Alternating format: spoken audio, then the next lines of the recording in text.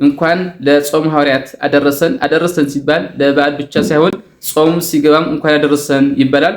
ይህ ጾም የሐዋርያት ጾም በመባል ይታወቃል። ስለምን የሐዋርያት ጾም ተባለ ቢሉ በበዓለ ጰራቅሊጦስ ሐዋርያት መንፈስ ቅዱስን ከተቀበሉ በኋላ የጾም ጾም ስለሆነ ነው።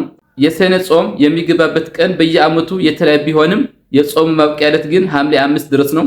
ሐምሌ 5 ሁለቱ ሐዋርያት ጴጥሮስና ጳውሎስ ሰማዕትነት የተቀበሉበት ዕለት ነው።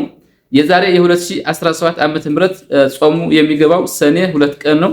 መጨረሻው ሐምሌ 5 ይሆናል። ቅዱሳን ሐዋርያት የአምላካቸውን የመምህራቸውን አርአያ ተከትለው እርሱ ወደ ማዳን ስራው ማለትም ሕሙማነ ሥጋ በተአምራት ሕሙማነ ነፍስን በትምህርት ከማዳኑ አስቀድሞ የሰራው መጀመሪያ በገዳመ ቆሮንጦስ ገብቶ 40 ቀንና 40 ሌሊት ጾሞ ጸልዮ ነው።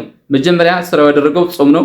ቅዱሳን ሐዋርያትም መጀመሪያ ስራው ያደረጉት ጾም ነው ማለት ነው። ቅዱሳን ሐዋርያት ጸጋ መንፈስ ቅዱስን ከተቀበሉ በኋላ ዓለምን ዕጣ ተጣጥለው ወይም ተከፋፍለው ዞረው ከማስተማራቸው አስቀድመው የሥራቸው መጀመሪያ ጾምን አድርገዋል ማለት ነው።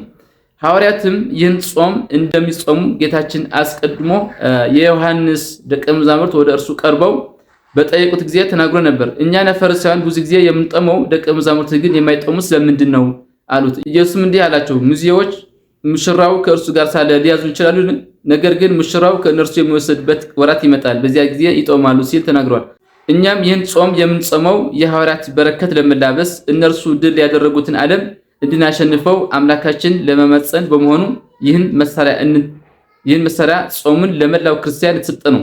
ሌሎች እንደሚሉት የቄስ ጾም ነው፣ የሌላ ጾም ሳይሆን የሁሉ የክርስቲያን የተሰጠና የታወጀ ጾም ነው ማለት ነው። ከሰዋቱ አጽዋማት አንዱ ጾመ ሐዋርያት ስለሆነ ሁላችን ልንጾምና በረከትን ከቅዱሳን ሐዋርያት ልንካፈል ያስፈልገናል።